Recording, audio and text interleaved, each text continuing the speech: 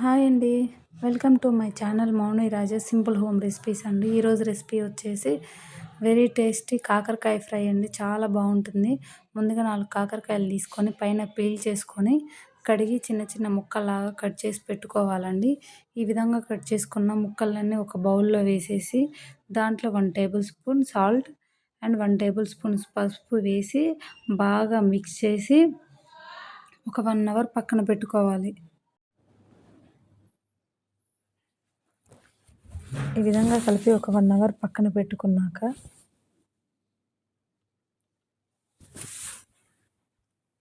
1 hour తర్వాత ఇలా తీసి బాగా గట్టిగా ప్రెస్ చేస్తే వాటర్ మొత్తం వస్తుందండి.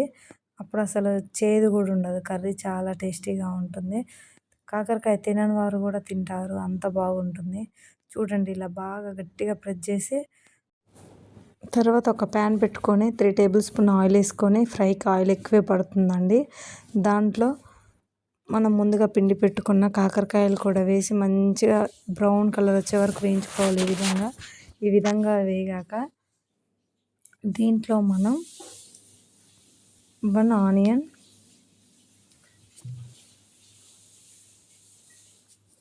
అలాగే వెల్లుల్లి,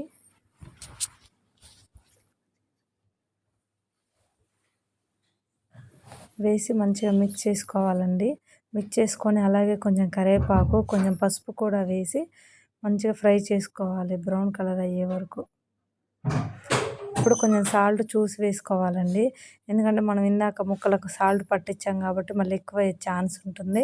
టేస్ట్ చేసుకొని మరి సాల్ట్ అడ్జస్ట్ చేసుకొని 1.5 స్పూన్ కారం వేసుకుంటే అంతే అండి, వేడి వేడి కాకరకాయ ఫ్రై రెడీ అయిపోతుంది. చాలా టేస్టీగా ఉంటుందండి. చేదు అనిపించదు. మీకు ఏమైనా లైట్గా చేదు అనిపిస్తే అది ఇష్టం లేదనుకుంటే కొంచెం బెల్లం తురుము కూడా వేసుకోండి, బాగుంటుంది. థ్యాంక్ యూ ఫర్ వాచింగ్ అండి. సబ్స్క్రైబ్ చేసుకోండి.